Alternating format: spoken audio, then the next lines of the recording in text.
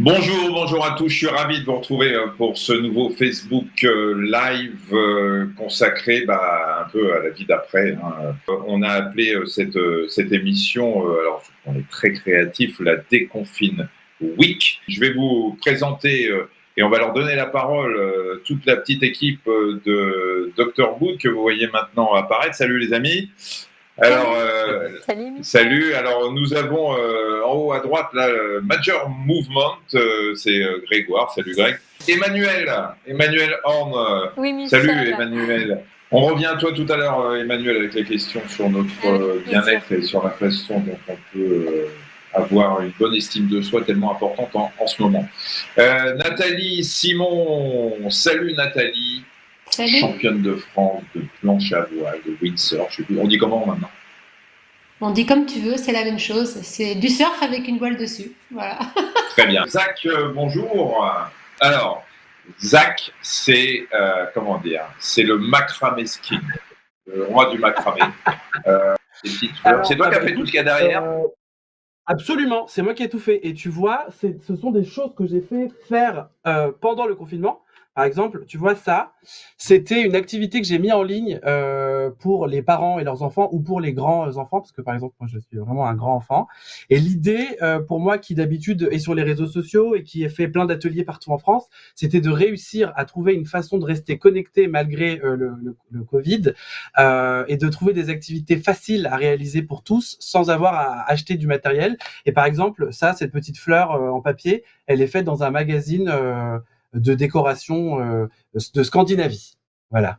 Ah, c'est joli ça. Très joli. Voilà, et on a plein de choses ensemble comme ça. On l'offrira à une de nos amis ou à Greg, peut-être que Greg. Oui.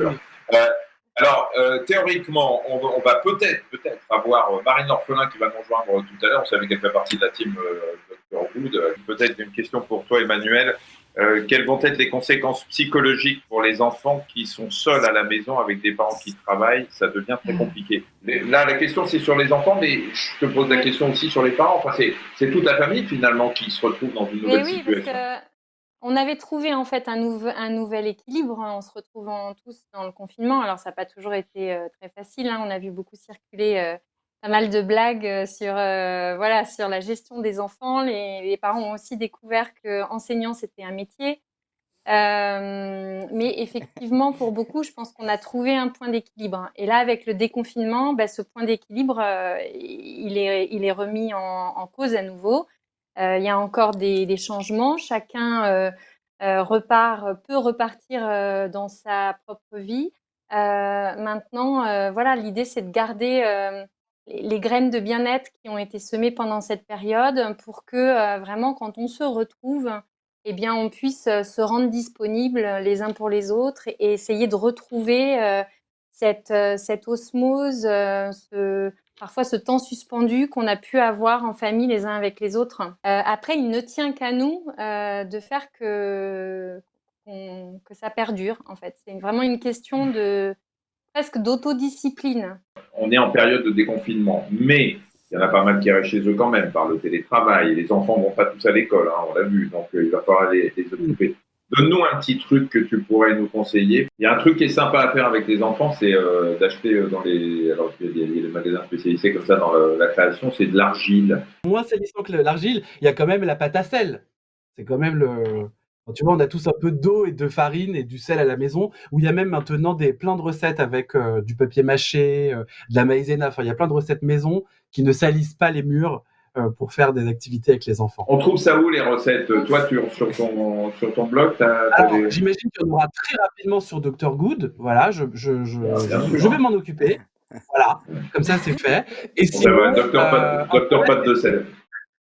Docteur Pâte à sel. Et sinon, après sur Internet, bien évidemment, il suffit juste d'éveiller un petit peu sa conscience et d'aller utiliser les outils qui sont là pour nos amis. Alors, Nathalie, oui. C'est l'histoire de sport. Je disais qu'il y a ceux qui ont dit, tiens, c'est une bonne occasion pour sortir de chez soi. Comment on fait pour se motiver, se remettre dans ses pompes, sans faire du sport de haut niveau et sans avoir une bonne connexion? Pour retrouver la motivation, Ce que je me dis, c'est qu'il faut vraiment pratiquer quelque chose qu'on aime. Et j'avais vu un post de Major pendant le confinement qui disait faites des trucs que vous aimez. Mais moi, je milite à fond, c'est-à-dire que si t'aimes pas courir, mais ne cours pas, surtout pas, parce que de toute façon, ça va jamais durer. Et après, une fois qu'on a commencé à développer ces endorphines, ces fameuses hormones du bonheur qu'on développe quand on commence à avoir une certaine pratique, ça va devenir naturel. Mais au début, il faut un peu se forcer. Il ne faut pas y aller trop fort pour pas se faire mal. Et il faut faire quelque chose qu'on aime. Tu choisis le sport que tu aimes. Règle, comment on fait pour pas se blesser? Comment on fait pour pas se blesser? En fait, Michel, c'est assez simple. C'est d'être assez à l'écoute de soi.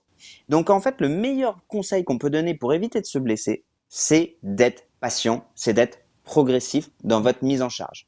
L'exemple typique que j'ai eu, et je vous assure que 60% des consultations que j'ai eues depuis, donc moi je suis kiné, hein, depuis la reprise du Covid, c'est des gens qui sont passés de je m'entraîne une fois par semaine à aller courir à j'ai fait 5 séances par semaine de sport en regardant des lives sur Instagram, en faisant des squats, en faisant des hip thrusts, en faisant des trucs.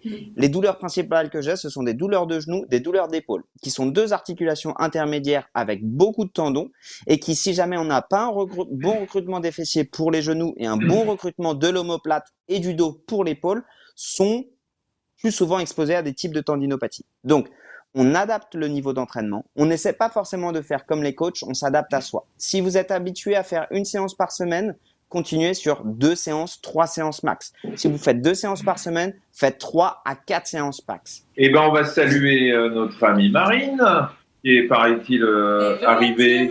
Salut Marine. Salut, Tout va Marine. bien? Je trouve que tu as bonne mine pour quelqu'un qui a travaillé, comme on l'a vu dans la presse, dans les unités Covid. C'est quoi ton expérience de cette période? C'est vrai que ça a été assez compliqué pour moi parce que déjà, je suis toute seule dans un petit appartement.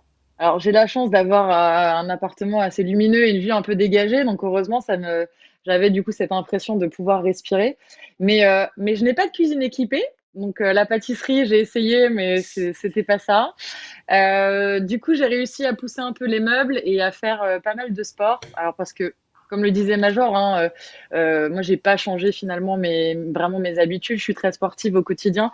Donc, j'avais vraiment besoin de ça, en fait, besoin de mes séances de sport pour justement évacuer les tensions et le stress que je pouvais accumuler dans la journée. Isaac, comment tu as vécu cette période? Est-ce que toi, tu t'es sevré des chaînes info?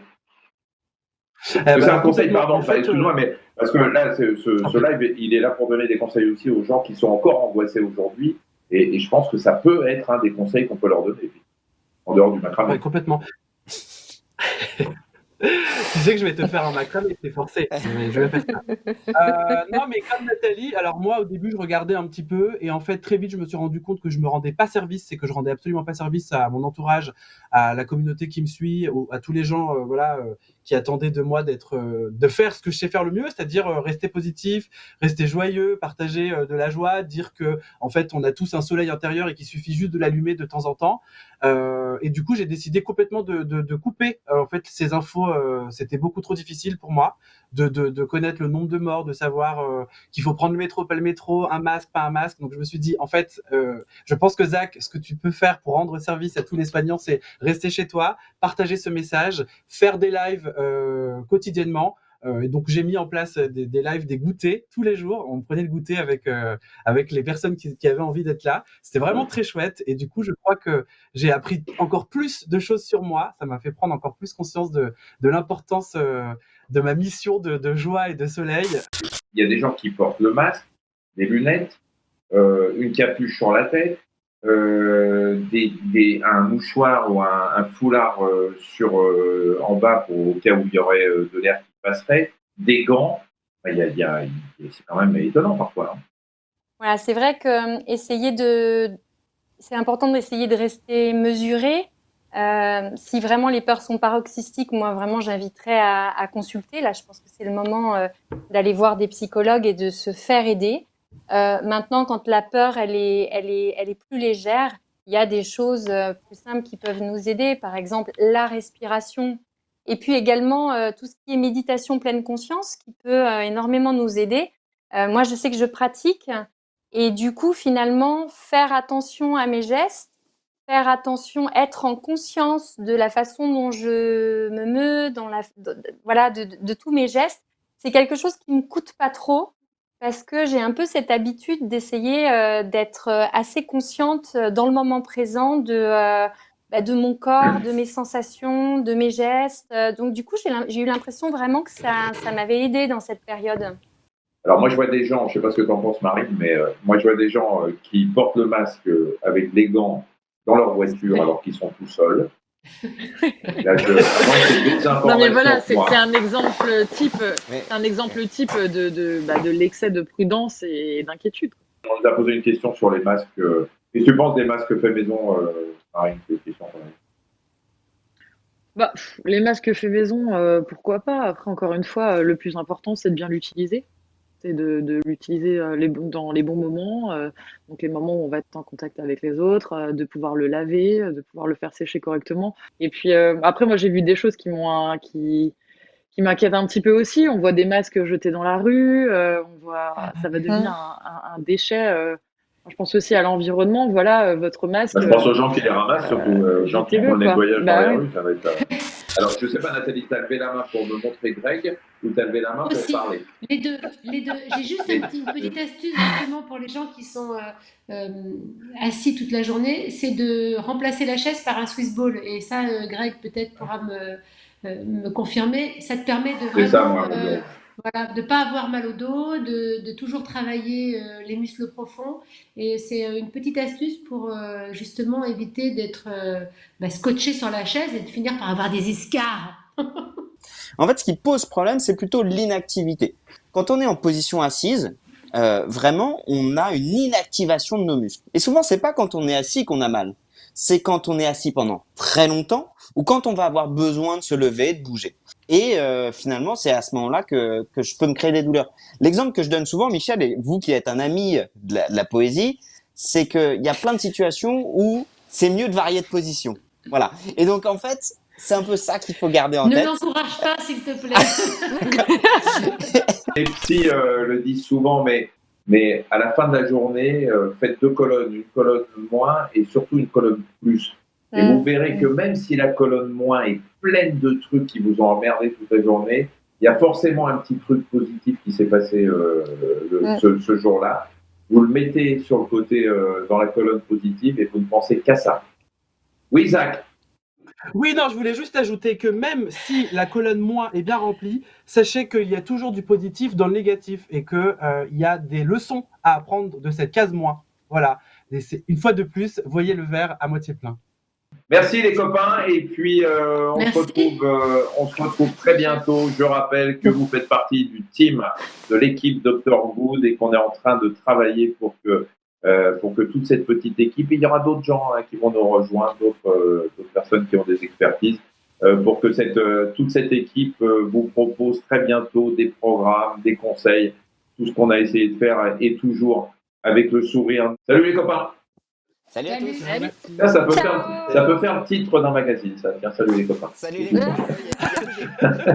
Moi, c'est pas connu, moi c'est mes parents qui m'en parlaient. Oui, c'est gentil, oui, calme-toi, oui.